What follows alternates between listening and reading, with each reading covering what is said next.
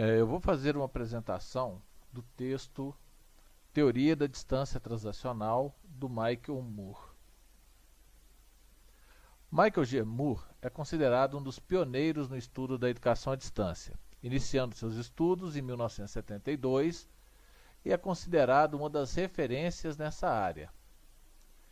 Desde 1983 é professor da Universidade do Estado da Pensilvânia, atuando como professor de educação no Departamento de Ensino e Sistemas de Performance. É professor de cursos de pós-graduação em Educação à Distância Online e orientador de teses de doutorado. Eu quero fazer algumas observações com relação ao texto, que eu acho que vão ser importantes para a hora da leitura. Esse texto, apesar de ter sido traduzido para o português em 2012, ele é de 1993.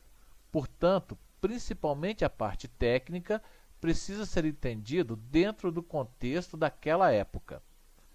No final do texto, o autor, Michael Moore, ele vai dar uma ênfase muito grande à teleconferência. Então a gente deve entender isso daí como sendo lá no ano de 1993. Então esse recurso ele já está agregado à educação à distância, nas suas mais diversas formas, né? Pode ser a teleconferência usando equipamentos específicos ou a webconferência. Ok? Não colocarei destaque nas citações, pois como esses slides são uma apresentação referente ao texto, eu não estou recorrendo a outras bibliografias. Então tudo que tiver aqui, cópias de frase, todas dizem respeito a esse texto, ok? Existem estudos que vão fazer algumas ressalvas a essa teoria, afirmando que as relações entre as variáveis apontadas por Moore não são tão determinantes assim. Porém, esses estudos, essas pesquisas, reconhecem a importância dessa teoria para a educação à distância, tanto que elas vêm complementar algumas desses apontamentos feitos por Moore, sem julgar a teoria por terra. Então vocês vão ver durante a leitura que ele apresenta aí três elementos ou três grupos que vão atuar nessa distância transacional, ou aumentando a distância ou diminuindo, dependendo da forma como eles sejam arranjados. Então esses autores dessas pesquisas, dessas novas pesquisas, apontam que esses grupos não são tão determinantes assim. Então há uma questão que não é tão matemática, digamos assim, ok? Os slides eles seguem a sequência do texto, então vocês vão ver nessa minha apresentação a mesma sequência que está lá no texto. Bom, vamos começar então colocando alguns conceitos que o Michael Moore vai trabalhar.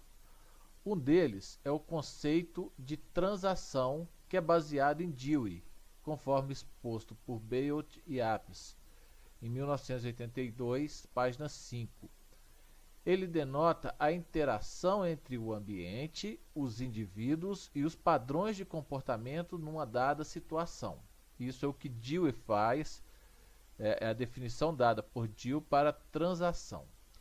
Aí então Michael Moore vai se apropriar desse conceito e vai fazer uma adaptação. E vai falar que distância transacional é o espaço psicológico e comunicacional de potenciais mal-entendidos entre as intervenções do instrutor, professor e ou tutor, e aí ele vai chamar todas essas pessoas de instrutor, e as do aluno, que surge com a separação física. Ou seja, a distância transacional é aquele espaço psicológico ou aquela sensação que o aluno tem de distanciamento do professor e do instrutor de uma maneira geral. Então, e esse espaço, esse distanciamento, ele é um lugar onde facilmente acontecem maus entendidos ou mal entendidos entre a intervenção do instrutor e o que o aluno vai se apropriar, vai fazer e vai utilizar. Então, é nesse espaço, a distância transacional, que o Moore vai trabalhar nesse seu texto. No texto ele ainda fala que a distância transacional é uma variável contínua e não discreta. É um termo relativo e não absoluto. Isso significa que não é algo que para todos os alunos que estiverem numa sala, a distância transacional vai ser a mesma.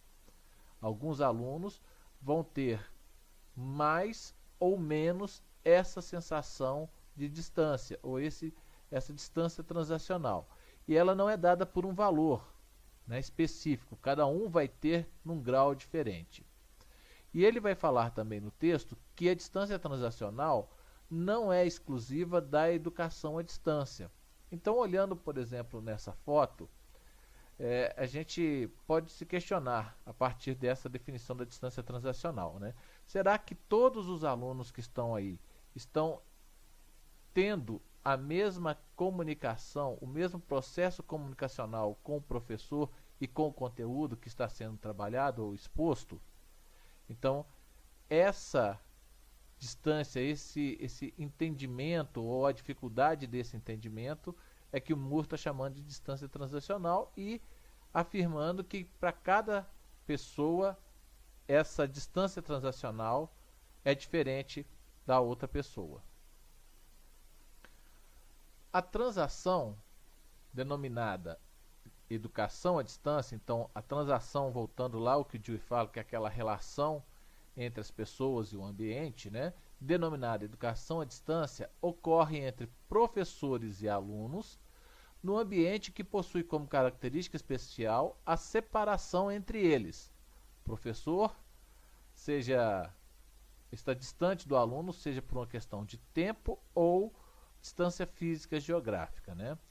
Essa separação é suficientemente significativa para que as estratégias e técnicas especiais de ensino e aprendizagem por eles utilizadas possam ser identificadas como características distintas dessa linhagem de prática educacional.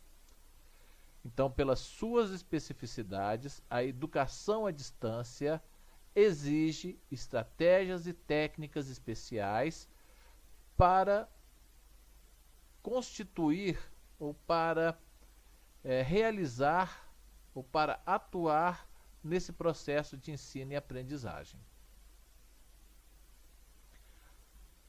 Dentro da família de programas de educação à distância, há graus bem distintos de distância transacional. Então, o modelo adotado pelo programa de educação à distância vai aumentar ou diminuir, ou vai proporcionar um aumento ou a diminuição da distância transacional. A grande questão e propósito da teoria da educação à distância é resumir as diferentes relações e a intensidade dessas relações entre duas ou mais variáveis que compõem a distância transacional, especialmente o comportamento de professores e alunos. Então, esse é o foco dessa teoria. Moore agrupa essas variáveis em procedimentos especiais de ensino, e aí ele vai trazer dois grupos, e o comportamento dos alunos em um terceiro grupo.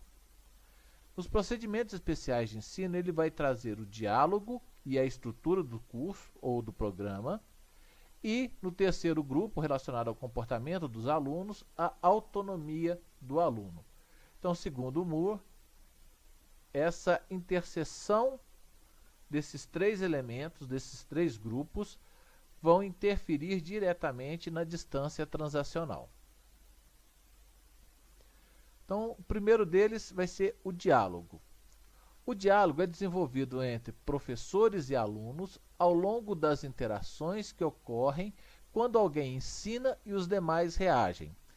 Veja que a definição que o Moore coloca, ela é bem simples, porém ele já toma um cuidado para romper com aquela dicotomia da aprendizagem passiva e da proposta do professor. Então, não é que o professor é o elemento ativo do processo e o aluno é o elemento passivo que vai receber. Por isso que ele coloca aqui é quando alguém ensina e os demais reagem ao que está sendo ensinado. Então, ele também coloca para o aprendiz um papel ativo nesse processo. Um diálogo ele é intencional, construtivo e valorizado por cada parte que está compondo esse diálogo, ou que está participando desse diálogo. Ele é direcionado para o aperfeiçoamento da compreensão por parte do aluno. Então veja que o foco aqui é a preocupação na aprendizagem e não no ensino. Por isso que durante vários momentos do texto, o Moore vai falar de processo de ensino e aprendizagem, onde ele não está se preocupando exclusivamente com a parte de ensino, mas ele vê o ensino como um dos elementos principais para a aprendizagem. Então o foco é a aprendizagem. O diálogo pode sofrer interferência do meio usado para a comunicação, das condições ambientais, das condições emocionais dos professores e dos alunos, das interferências institucionais, das personalidades dos professores e alunos e das características do curso. Então, essa série de elementos vão interferir na forma como o diálogo se estabelece entre professor e aluno, aluno e professor e aluno-aluno. E também o aluno-conteúdo. Agora, a estrutura do curso, segundo grupo, que Moore coloca. A estrutura expressa a rigidez ou a flexibilidade dos objetivos educacionais, das estratégias de ensino e dos métodos de avaliação do programa. A estrutura é composta pelos elementos do projeto do curso ou as maneiras de se estruturar o programa de ensino para ser transmitido pelos diversos meios de comunicação. Então aí o Moore já começa a se preocupar também com quais os recursos técnicos que vão estar disponíveis no curso e como esses recursos se articulam para favorecer a aprendizagem. E, lógico que ele está trabalhando nessa ideia da distância transacional, como que eles podem ser mobilizados para diminuir essa distância transacional. Quando um programa é altamente estruturado e o diálogo professor-aluno é inexistente, a distância transacional entre alunos e professores é grande. Por exemplo, um curso pela TV. Por que ele traz o curso pela TV? Ele fala que um curso via televisão, via TV, ele é muito estruturado e não tem um canal de diálogo entre aluno e professor. Então só é emitido a informação e não tem como o aluno dar um retorno ou tirar uma dúvida ou pedir um esclarecimento ao professor. No outro extremo, diz Moore, há pequena distância transacional em programas por teleconferência, que possui muito diálogo e pouca estrutura pré-determinada. Então, segundo Moore, num curso baseado exclusivamente em teleconferência, o diálogo pode ser muito fácil e não exige uma estrutura tão rígida, né? Mas a gente vai ver que ele também vai se preocupar em mostrar algumas formas de se organizar esse curso para que haja um balanceamento entre a estrutura do curso e o diálogo. O sucesso do ensino à distância depende da criação por parte da instituição e do instrutor de oportunidades adequadas para o diálogo entre professor e aluno, bem como de materiais didáticos adequadamente estruturados. Então veja que aqui ele já se preocupa com o balanceamento entre a estrutura e o diálogo. Então, um curso ele deve proporcionar um equilíbrio entre esses dois grupos. Então, o Moore ainda sugere que a estrutura dos processos pedagógicos sigam ou obedeçam ou atendam a esses elementos: a apresentação, apoio à motivação do aluno, estímulo à análise e à crítica, aconselhamento e assistência, organização da prática, aplicação, testagem e avaliação, e organização para a construção do conhecimento por parte do aluno. Então, no texto ele apresenta depois um quadro, que já está aqui, né? Uma tabela com meios para vinculação dos processos de ensino, balanceando a comunicação com a instrução. Então ele vai falar, por exemplo, que o manual de autoestudo ele não é tão eficiente para uma apresentação, nem para uma motivação, nem para a crítica e análise, nem para aplicação e avaliação, e nem para apoio, né? Mas ele é importante, porque é ele que vai trabalhar o conteúdo. A comunicação de massa ou gravação de áudio, ela já é mais apropriada para a apresentação do que um manual de autoestudo, mas ela vai perder para a comunicação de massa com a gravação de vídeo. Então, nesse quadro, ele vai fazer uma síntese de quais recursos tecnológicos disponíveis naquela época que ele julgava importante para cada um daqueles elementos que ele apresentou anteriormente, né? Para apresentação, motivação, crítica e análise, aplicação e avaliação e apoio ao aluno. Vale a pena chamar a atenção que tem várias outras ferramentas que foram incorporadas e que não estão sendo apresentadas aqui. Por exemplo, o fórum, né, que é um bom recurso. O chat, por exemplo, eu não sei se ele estaria considerando isso daí nas conferências por computador. Bom, agora vamos ver a distância transacional a partir do terceiro grupo que o Moore coloca, que é a autonomia do aluno. A autonomia do aluno é a medida pela qual, na relação ensino-aprendizagem, é o aluno e não o professor quem determina os objetivos, as experiências de aprendizagem e as decisões de avaliação do programa de aprendizagem. Então, esse seria um aluno autônomo ao máximo, né? E aí vão haver várias gradações para a autonomia do aluno. Moore destaca que, apesar de algumas descrições e definições de aluno inteiramente autônomo, esse aluno é mais exceção do que regra. Então, ele diz que se espera de um aluno adulto essa autonomia, porém essa autonomia não é tão comum assim.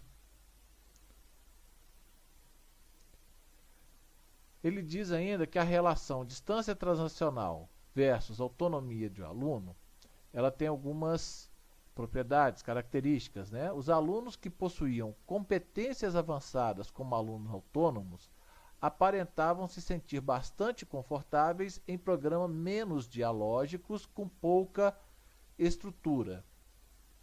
E alunos mais dependentes preferiam programas com mais diálogo.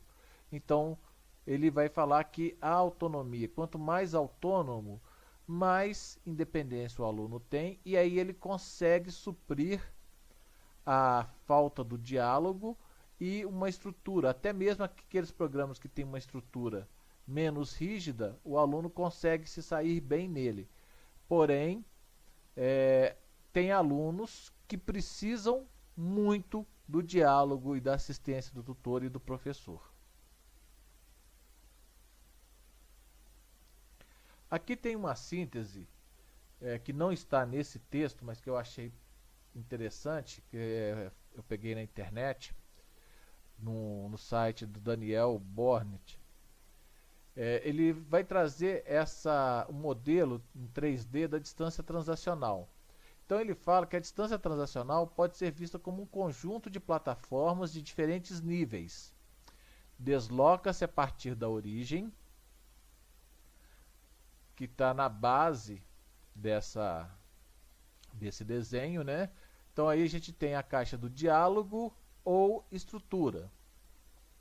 E na altura a gente vai ter a autonomia do aluno, né? Então, à medida que a gente diminui a estrutura, que a gente atua na estrutura, e no diálogo, aumentando ou diminuindo, a gente vai exigir maior autonomia ou menor autonomia do aluno.